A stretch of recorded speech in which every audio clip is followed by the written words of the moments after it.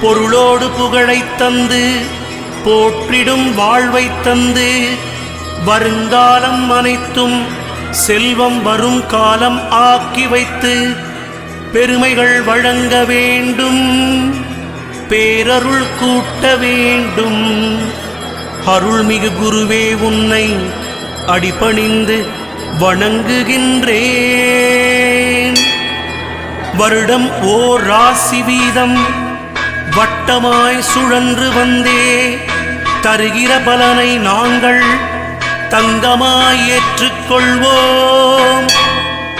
வருகிற நாட்களெல்லாம் வசந்தமாய் மாறுதற்கே அருள் தரும் உனது பார்வை அனுதினம் எமக்கு வேண்டும்.